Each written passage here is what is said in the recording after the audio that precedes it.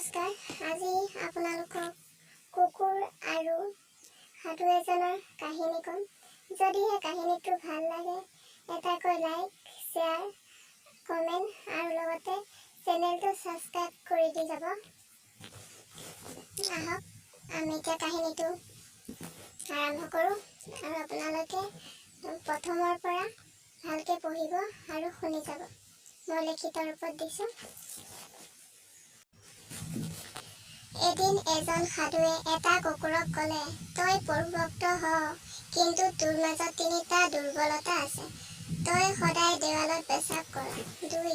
তই ভিক্ষাৰীক দেখিলে বিনা কাৰণত ভোক। 3. তই ৰাতি ভুকি ভুকি আনৰ টোপনি ক্ষতি কৰ। এই কথাকেইটা শুনি কুকুৰটোৱে সুন্দৰকৈ উত্তৰ দিলে। কুকুৰটোৱে ক'লে, হে সাধু শুন, মাটিত এইকাৰণে পেচাব নকৰোঁ কিয়নো কোনোবাই তাত পূজাও কৰিব পাৰে। ভিক্ষাৰীক এইকাৰণে ভোকোঁ, সিহঁতে ভগৱানক বাদ দি মানুহৰ পৰা কিয় ভিক্ষা খোজে, যি নিজেই ভিক্ষাৰী ভগৱানক কিয় নোখোজে। ৰাতি এইকাৰণে ভোকোঁ, সেই পাপী মনুষ্য ইমান গভীৰ টোপনিত কিয় শুই আছ।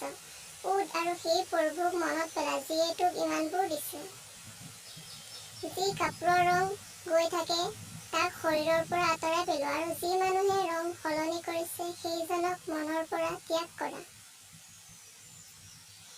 সদায় সেইসকল মানুহৰ পৰা দূৰত থাকিবা যিসকলে তোমাক স্বাৰ্থৰ কাৰণে লগ ধৰিব, মিঠা মিঠা কথা ক'ব, কিন্তু স্বাৰ্থৰ আদায় হোৱাৰ পিছত কথা কোৱা ধৰণ বদলি কৰিব।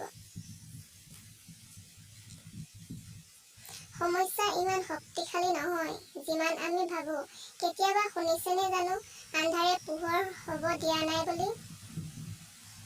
দুনিয়াত সকলোকৈ কম দামী বস্তু হ'ল উপদেশ। এজনক বিচাৰিলে বহুজনে দিয়ে। আৰু দুনিয়াৰ সকলোতকৈ দামী বস্তুটো হ'ল সহায়। বহুজনক বিচাৰিলে এজনেহে দিয়ে। কোনোবা এজনে এষাৰ ধুনীয়া কথা লিখিছিল, যিমানেই বোকা নহওক কিয় ভৰি আঁতৰাই নানিবা। হাত খালী হৈ থাকিলেও ওপৰ উঠাই থাকিবা। কোনে কৈছে চালনীত পানী নৰয়, বৰফ হোৱালৈকে আশা এৰি নিদিবা।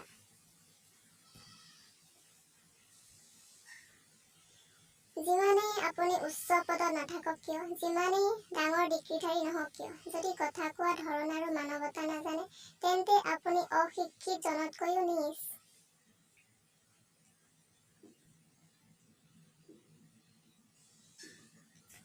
কাৰোবাৰ ভৰিত পৰি সফলতা পোৱাতকৈ নিজৰ ভৰিৰ ওপৰত থিয় হৈ সফল হ'বলৈ শিকক, তেতিয়া নিশ্চয় উন্নতি হ'ব। ধন্যবাদ। আজিৰ কাহিনীটো ইমানেই আছিল।